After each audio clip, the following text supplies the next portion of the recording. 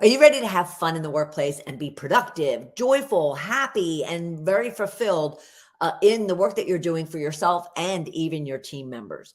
Our guest, Tamzin Hall, is going to help you understand how to build a culture of fun and play and why that is so vital and critical to ultimately the success of the team and the business. And she'll really pour on the tips and the strategies and a list of activities that you could be doing as a team, but also one-on-one with your team member.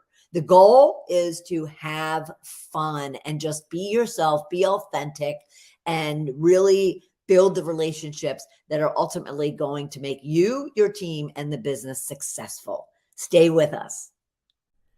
Welcome, welcome, welcome to Shedding the Corporate Bitch, the podcast that transforms female corporate executives into powerhouse leaders by showing them how to shed the challenges and overwhelm, along with any fear, insecurity, self-doubt, and negativity holding them back.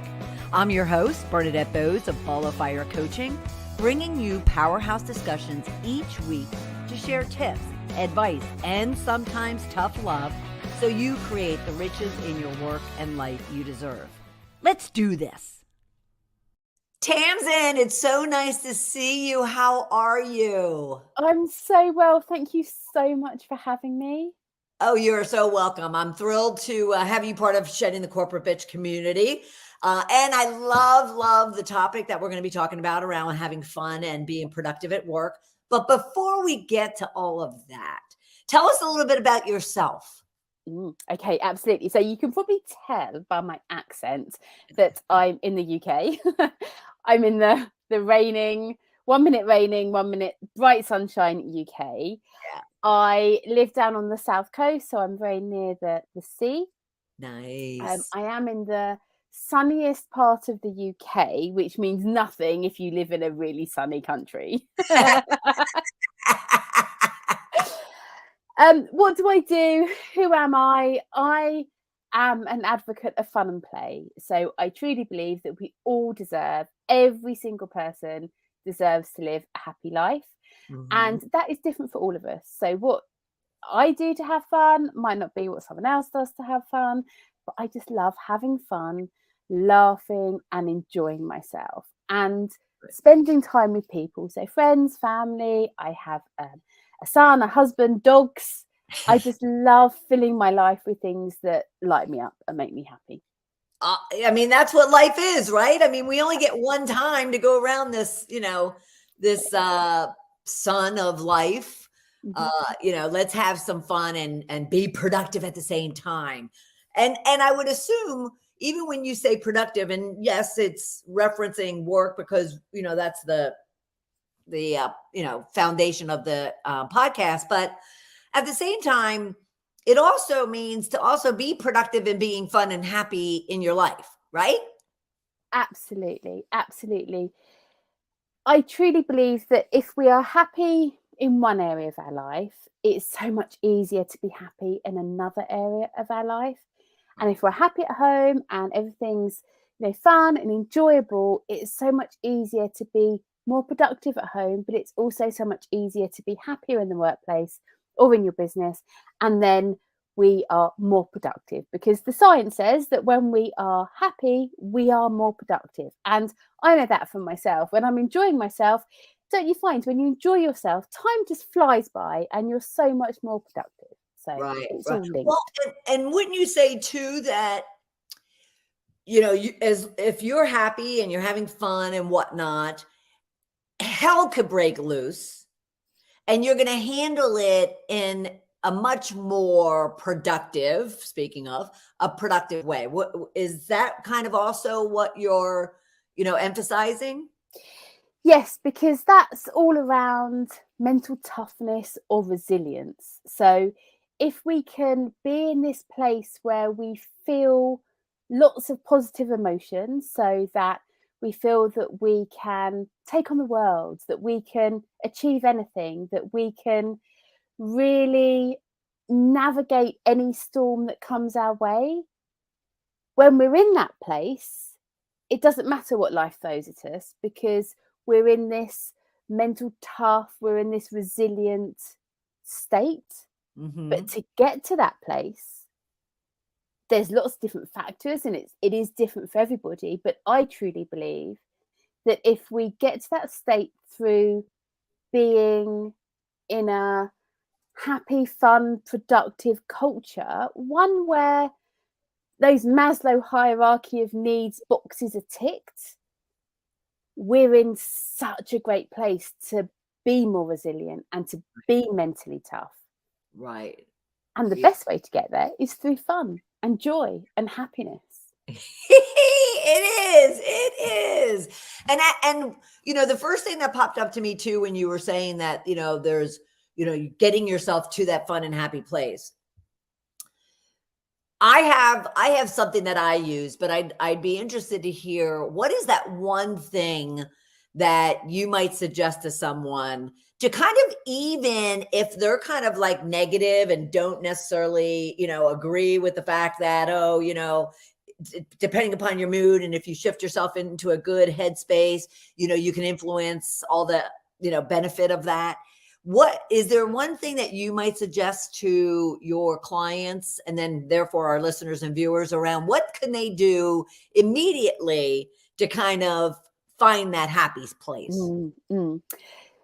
I would say sit there and think, what makes you really excited? You know that feeling that you have those excited bubbles inside you, like those excited, like, oh, I can't wait.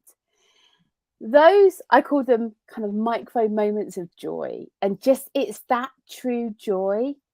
What gives you that? What gives you that excitement? So for me, seeing an animal having fun. I could be on a mountain and see a cow eating grass with a cowbell around his neck and hearing that doing, doing, doing. That brings me joy. Yeah. I can be driving along and see a dog walking next to his owner with his tail wagging. That gives me joy. So all I have to do is look outside my window or go outside and find a duck flying or anything. That makes me that gives me that excitement. Right. And you intentionally do that when you're not feeling so. Yes. There? Yes. Yeah. If I'm in a, I don't know, if I'm in a, I'm showing my secrets now, but if I'm in a meeting and it's tough, or if I'm doing something and it's a hard day, or I'm training on a subject that's just hard, I might go into the toilet and I'll take my phone with me. I don't know why I'm whispering. And I'll pull up YouTube and I'll find a funny dog video or something that then gives me that, oh, I love that. Yeah. Gives me that excitement. It's so true. I was going to say that was the one thing that I do is I'll sit there and I'll pull up my phone and pull up, TikTok or Instagram and excuse me. And I'll look for those dog videos. Right. And and especially the ones where they're wiggling their butt, and you can't help but like get what you call bubbles, like, get excited. That's so cool. Yes. And it's different for everybody. So it's different. Every single person gets that excitement from, but it doesn't have to be huge. It doesn't have to be groundbreaking. And actually, if we can identify those simple micro moments that you can find anywhere, right, that's going to help to bring joy into your days. Not just once, not just one off, but pockets throughout the day that give you that bubbly excitement. Yeah. Oh, that's so sweet. That got me excited. Yeah, I love it. I love it. One thing, because we're saying, to have fun and play at work, and it sounds so kind of simplistic, but you actually have a degree, and your business is really centered on and has a foundation of business psychology. So help everyone understand what really that means, and then how does that translate into the work that you do, and then the impact that you have on your clients. Okay, so you might have to remind me of those questions, because I might go off on a bit of a tangent and think, what did you ask me? What was the question? So you might have to remind me.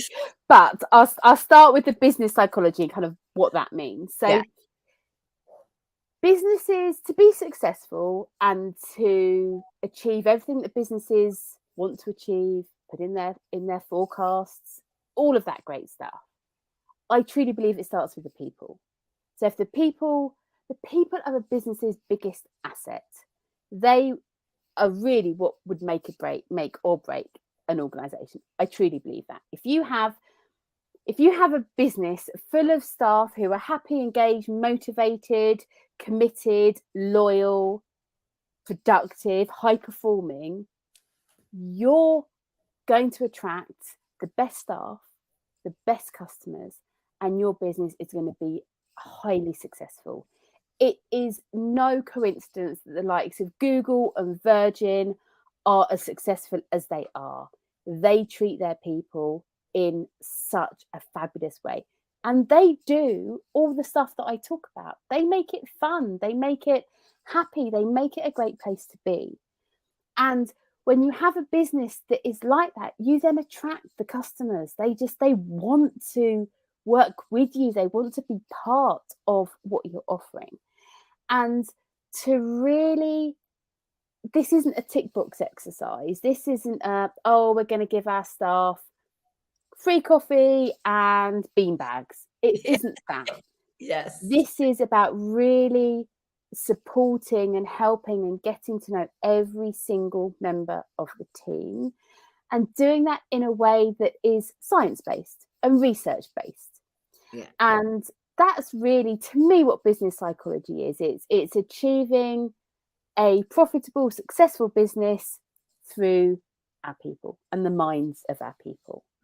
Now, at the very beginning of the discussion, you had also said that what's fun for you, for instance, is not necessarily what's going to bring someone else joy and that kind of thing. Mm-hmm. And so, and you just mentioned that if leaders want to, make their people happy and attract, those type of people, that they just need to really get to know their people.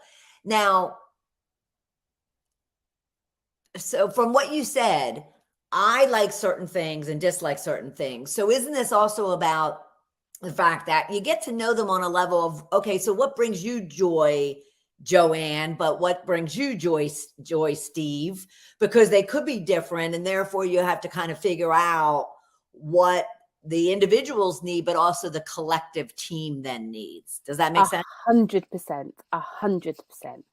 And because to build a team and to create a team culture that is aligned with your business values and that's really going to take you and your business and your people to where you want to get to build a team, you have to start with the individual, because we are all so different. And the best teams are made up of different personalities, different skills, different experiences, very different people.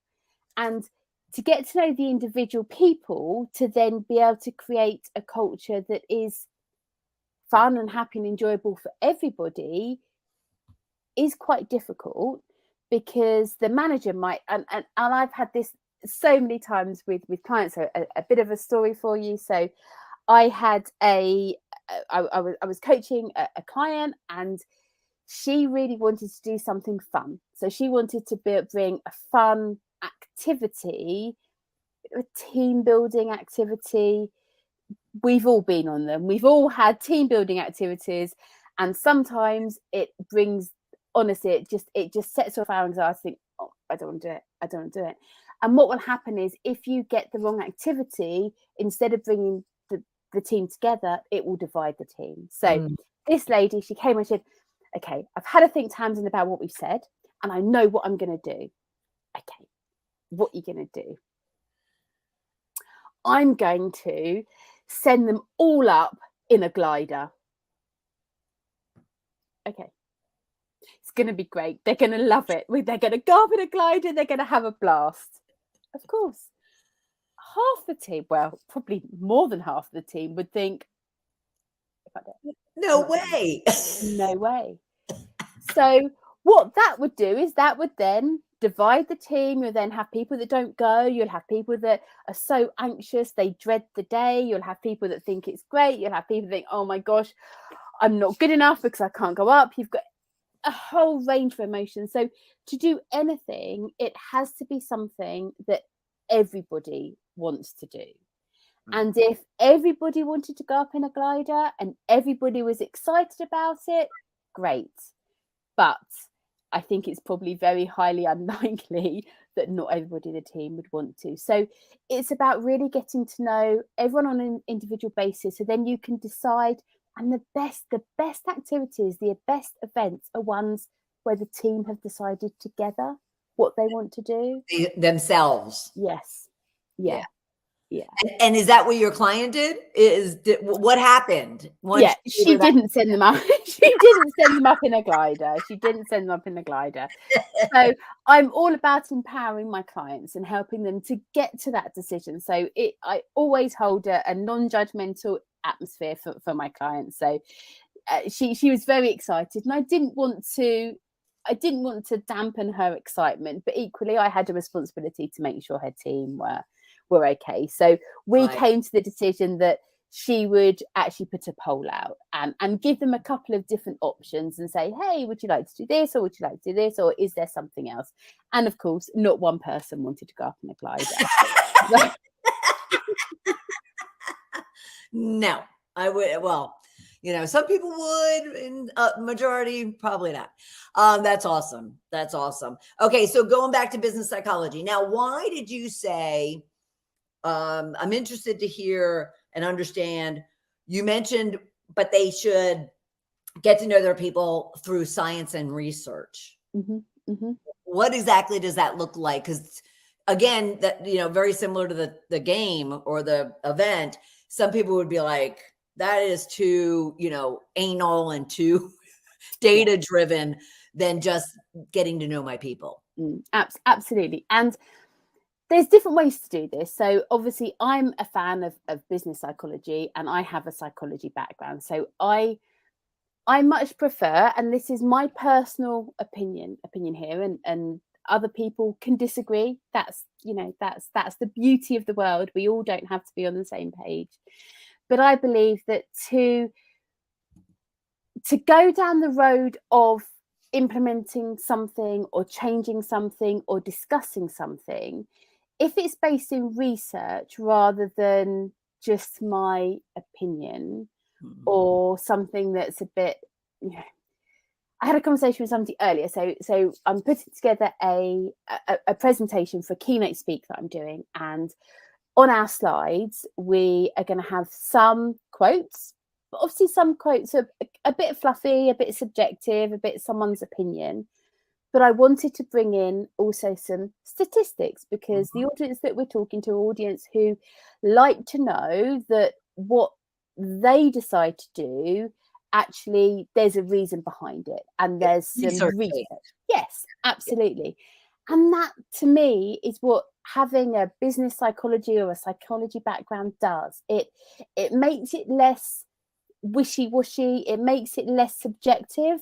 It provides us with some facts and some figures to know, actually, if I go down the route of play, for example. So my dissertation was on play and how we can build happier teams. So I now have a science-based research project that gives me a conclusion that says that if we create a platform for our people to come together, to enjoy each other's company, and to do something a bit creative, that leads to workplace happiness. I can say that knowing that I have completed the research on that. Right. Whereas I could say, I think most people prefer milk in their coffee. Right. Because, that's just what, when I make a cup of coffee, that's just what happens. Right. It's proof, right? It's proof. And it's which gives validation, but it also gives credibility to what it is that you're what it is that you're trying to influence, of which then they can make a decision that's not just wishy-washy. Absolutely. Okay. Absolutely. I love that. I love that. And why do you feel so many managers / leaders, as I'll often say, have trouble creating fun and a happy, playful workplace? What is stopping them? I love this question. I love this question because obviously, I'm doing something very different, and I come across quite a lot of negativity around what I do because I'm trying to break the mold.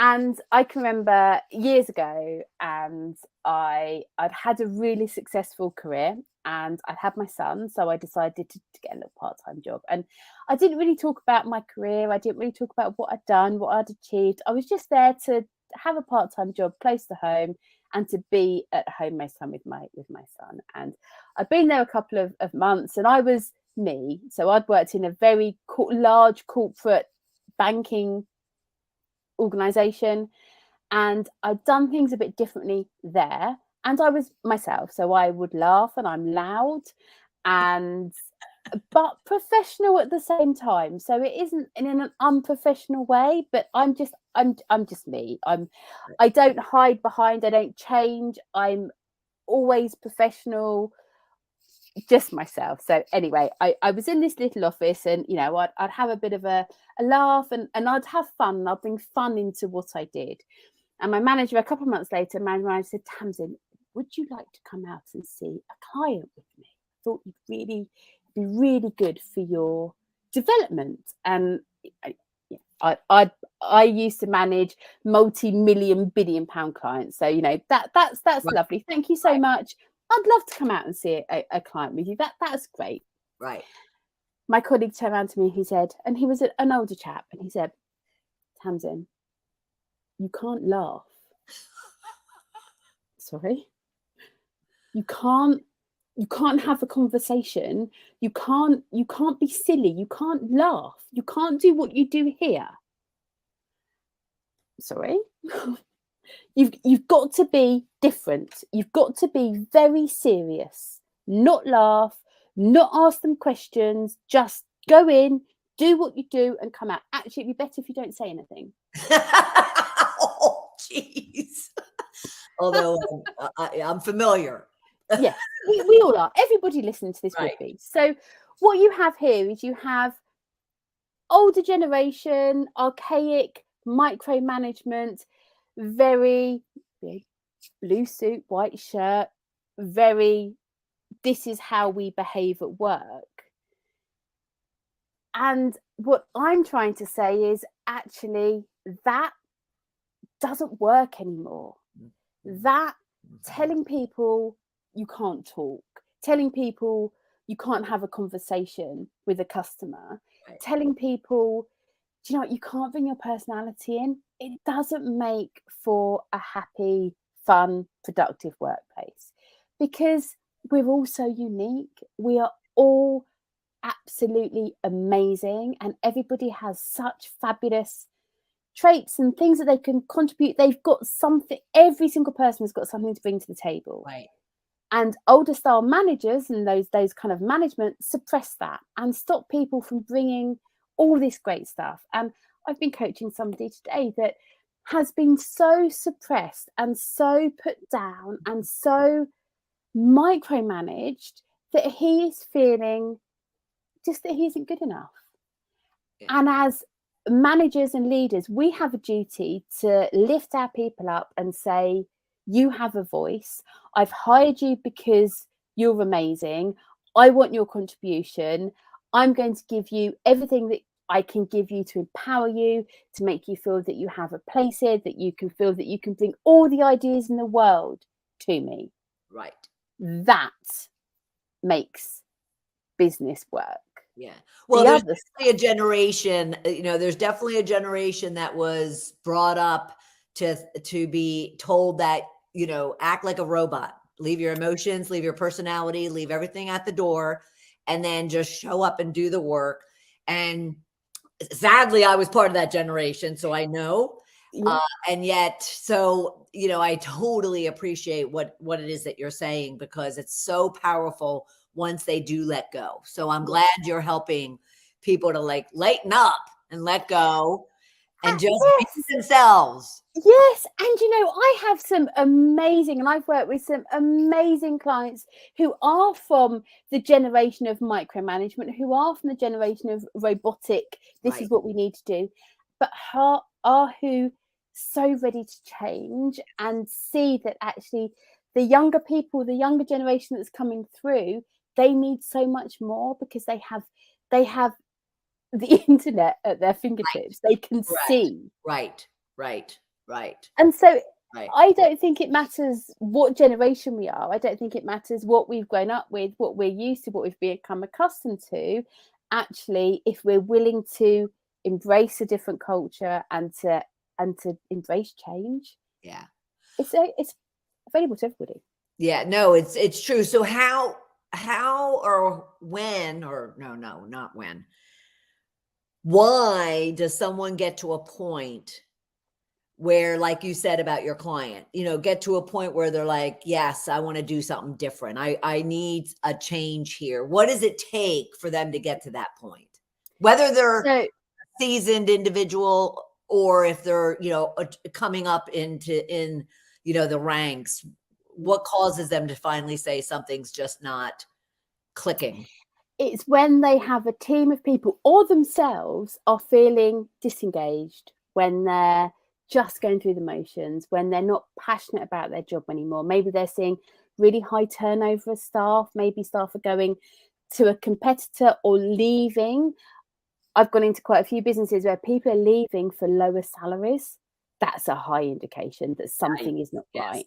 And if people aren't happy, throwing money and high bonuses and pay rises aren't enough. They're not enough anymore. People need more. They want more. So I would say, if something's happening in your business and you're thinking, what's going on? You must be conducting exit interviews with everybody that leaves. Doing staff surveys, finding out what your people really think. Make them anonymous. Don't say you've got to put your email address on here. Make it totally anonymous, so people can be truly honest. Yeah. Yes. Well, I need a touch in that though. Go on. And is that because to keep it anonymous, is that because that culture does have challenges in being authentic and creative and allowing people to be themselves, and therefore there's not a trust culture built? Because in trust cultures, don't you find that, well, they wouldn't care if they have to share their email or not? Yes. But in non-trust cultures, there's some, like, oh, wait a minute, I'm not, giving you anything if I have to disclose who I am. Absolutely. If you have a culture of fear, a culture where people can't speak up, and you might not know that that is the culture that's happening below you, you might think everything's fine. But if you have a high staff turnover or high sickness rate, or people are just not happy and not performing, if you put a survey out that's anonymous, you are going to know exactly what's going on. Yeah, right. Because people might be fearful. They might think, oh, I can't. Like I've seen director level staff, they were asked to complete a survey where they didn't have to put their email address in, but they had to put their job title. And in this organization, you have one person with a job title, director of sales. You've got one director of sales. Right. Yeah. So what you had is, you had all of the directors, none of them completed the survey. So you're never going to know. You're never going to know what's going on. Right. No, that's and that's so powerful, because if you want that type of fun workplace culture, trusted, you need to focus on it. All right. So give us some ideas of what can leaders be doing to draw, like, what are the fun, playful, creative? You have a number of things that you focus on that I noticed in your work. So give them some ideas of what it is that they could be doing. Okay, so one of my favorite things is to get your people into a room and do a brainstorming session. And this could be coming to the end of the year, we want to see what's happened, or looking forward, we want to see what has happened, or we've got a new project coming up. You want to give every single person a place at the table. You want to bring everybody in. Brainstorming session. It could be you can bring Lego in. So Lego serious play, where you take Lego in and you put people in teams or pair people up, and they build a Lego house, or they build something, or they create something, or they create the future of the company, or the next product that they're going to launch, or they create something, their ideal customer, or something. They create something in Lego. And what you do is you pair people up. So you break down the hierarchy. So you pair people up you have a director with a customer service representative, for example. Right. And you really get people bonding, talking, creating something without those hierarchies. So that's one thing. Lego into meeting rooms is great fun. You can have it where I love storytelling. So you can say to your people, I want you to pair up and I want you to write the company's closing statement. So say we've had to close in 5 years' time, we're not successful, write the closing statement and write exactly why we closed. Now, what you're going to do there is you're going to have people who will tell you in a story why the business is closed, and then you'll know all the things that are wrong with your company. But it's in a safe environment because they're just telling a story. They're just doing something that's a bit fun. Right. You can do things like you can book days where they go and they go to an art class. Send them all to an art class. You can have sessions where you have a comedian come in, or you have somebody come in and do a motivational speak.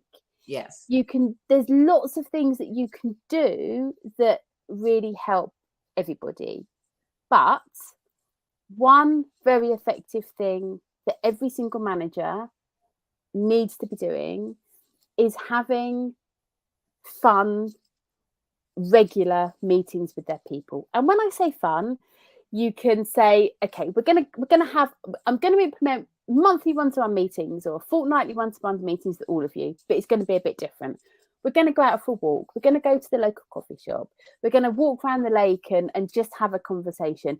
You're going to come into my office and I've got fidget cubes and fidget spinners and we're just going to play. Or you're going to come into my office and we're going to build some Lego. Or come into my office and I've got some music on and we're just going to have a fun conversation. And just don't make it so scary. Don't make it that people think, oh my gosh, I don't want to do this. Just make it simple, fun, and engaging. What about those individuals that they're not in an office, they're disparate? And, so what are they doing to ensure that they can have that same type of fun, but through a screen? So one of the great things I say is, okay, I'm going to call you at 10 o'clock on Tuesday morning and we're going to have a conversation, but we're both going to be outside walking. Off phone, but we're going to be walking. We're going to be outside in nature. That works very well because as human beings, we aren't designed to be sitting in man-made buildings. We're not designed. We weren't. If we go back to the start of humans, there's a reason why we're happier when we're in nature. There's a reason why we feel grounded when we're in nature because we're born to be in nature. So get your people outside, get them walking around out in nature. Yeah, get them moving. Get them moving and get them moving. Yeah. The other thing that you can do is give them time, get to know them. So get to know what motivates them, get to know what interests them. Have they got children? If they've got children, make sure you're giving them time off for nativity plays, sports days, all the other things that parents want to be doing. Right. Give them that time off. Awesome. Yeah. Awesome. So tell me about your playful one-to-one checklist, because it's a free download that you're offering up our listeners and our viewers. They can find it at tiny.cc/happy work checklist. Tell us about it. So it literally gives, it's a checklist, it's a fun and interactive few pieces of paper. It isn't totally time consuming, but it just gives you some ideas on how to have those fun, engaging, light-hearted conversations with your people. And Yes. don't get me wrong, I'm fully aware that there's people who don't perform, there's people that need to have those difficult conversations with, there's people that need to up their game. This is about creating a culture where they know they're supported and they know that they have everything. We're giving them everything. We're invested in them. We're giving Right. them what they need to enjoy work. So my one-to-one checklist is, it's a guide to say, if you have people reporting into you, you have to have your regular one-to-one meetings with them. That's non-negotiable. Non-negotiable. I've had clients come to me that say, I have a 5-minute conversation at the coffee machine. That isn't enough. Right. What does it need? What is it, real quickly? What does it need to include in that one-to-one? Like you say, 5 minutes isn't enough. Why is that? And what is it? So you need to give your people the space to get to know you. You need to get to know them. You need to build trust. You need to find out about them. You need to know what makes them tick. You need to know what really drives them, motivates them. You want their ideas. You want to know what's going on, what's worked well, what hasn't worked well, what you can support them with, what training, where do they want to be in 5 years' time? What can you do to support them? You want to know everything about them, because the most effective thing that you can do is find what makes them tick, find why they're there, find what they want to achieve in the future, and help them get there. Absolutely. Woohoo!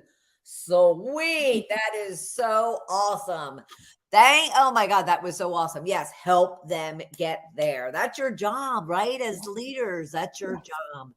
Tamzin, this has been fabulous. I want to remind everyone, go to tamzinhallcoaching.co.uk to learn all about Tamzin and the work that she's doing, but also go to tiny.cc/happy work checklist. You can also find it on her website. So do that. And at the same time, Instagram, follow her on Instagram at Tamzin Hall Coaching. And we'll have all of these links and information also in the show notes. But Tamzin, thank you so much. This has been fabulous. I so appreciate the fun and the productivity that we've had in this short period of time together. I love that. Thank you so much for having me. It's been fabulous to chat to you, and thank you. Yes, thank you. All right, who doesn't like to have fun at work? Not only in life, but at work. And our guest, Tamzin Hall, what a powerhouse she was, and gave us tons of very actionable, very usable tips and insights and strategies that we all could be using as leaders to really bring and build a culture of fun and work. So she kind of walked through the business psychology. She has a degree in business psychology. So she helped us understand why business psychology, and if leaders really understood what that was and how to implement it, they would be a lot more successful in really engaging their people and having their people be even more committed, more productive and effective. She then went into, in order to build a team, you have to do it one individual at a time.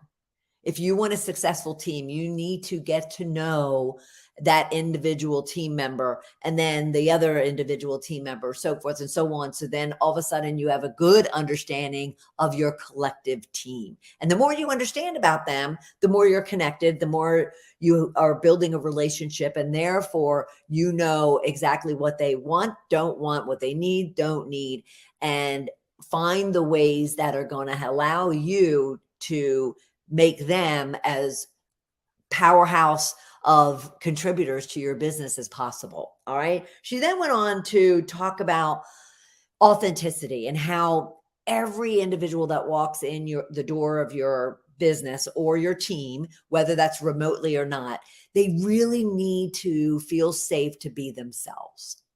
and to be as authentic in their own skin, as opposed to, taking on a persona that then either diminishes or really erodes their contributions, their skills, their talents, their, ability to really maximize their contribution to the business. She talked about, you deciding, do you want a culture of fear or do you want a culture of fun? And why it's so important to kind of lean on the air on the side of build a culture of fun, because it will lend itself greatly to the success of you, your team, and the business. And then lastly, like I said in the introduction, she did provide a list of activities that you could be doing with your team members as a collective team and individually one-on-one.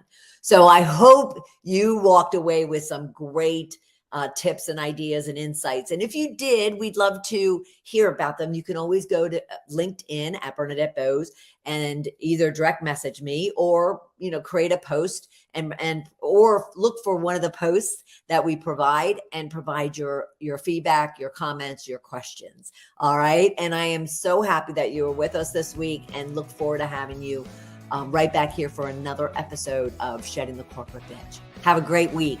Bye.